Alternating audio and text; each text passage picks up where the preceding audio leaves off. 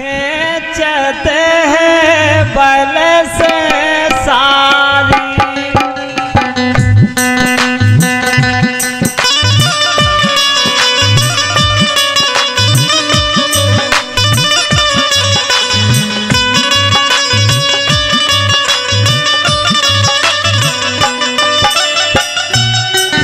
सभा में गुरु पांच पति पांचों के पांच शेर बैठे हैं सभा में रणवीर तो शासन खेचत है बल से सारी।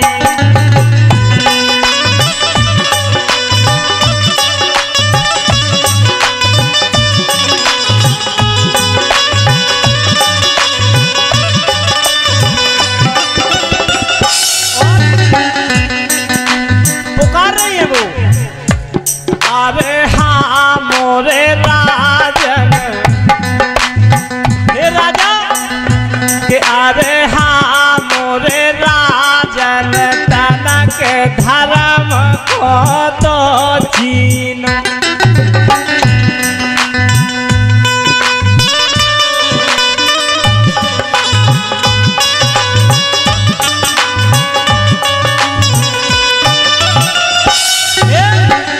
थोड़ा बहुत धर्म को तो पहचानो कि अरे हाँ मोरे राजन, तनक धर्म को तो छीनो। अब कुल की होने नाश तो शासन खेचते हैं बल से सारी।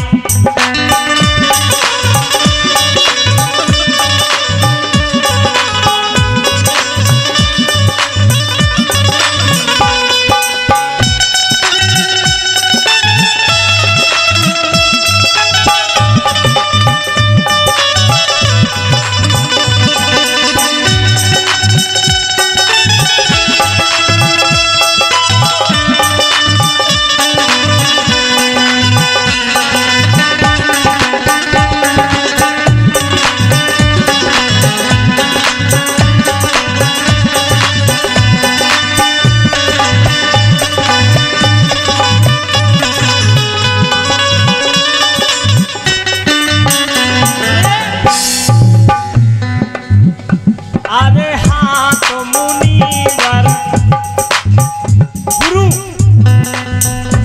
अरे हाँ तो मुनिवर, तो मैं ज्ञान ज्योति कर दो। इन लोगों को थोड़ा ज्ञान आप ही दे दो गुरु। अरे हाँ तो मुनिवर, तनक ज्ञान ज्योति कर दो।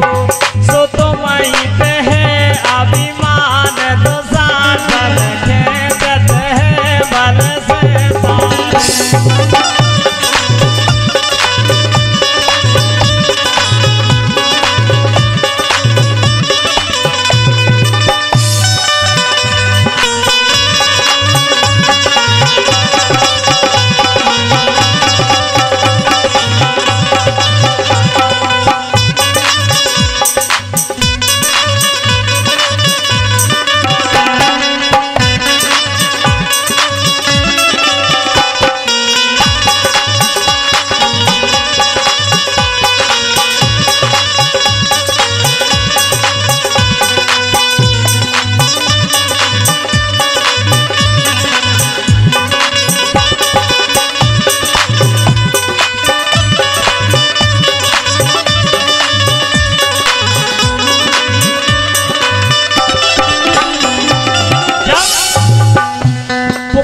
पुकारते किसी ने उनको सुना नहीं, तो लास्ट में उन्होंने कृष्ण भगवान को भजा।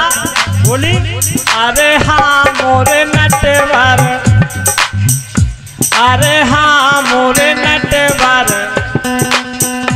अरे हाँ मोरे नटवर, तनक लाज सबकी रखियो। अरे हाँ मोरे नटवर, तनक लाज सबकी रखियो। अब तुम से है एक आस, तो शासन खेचत है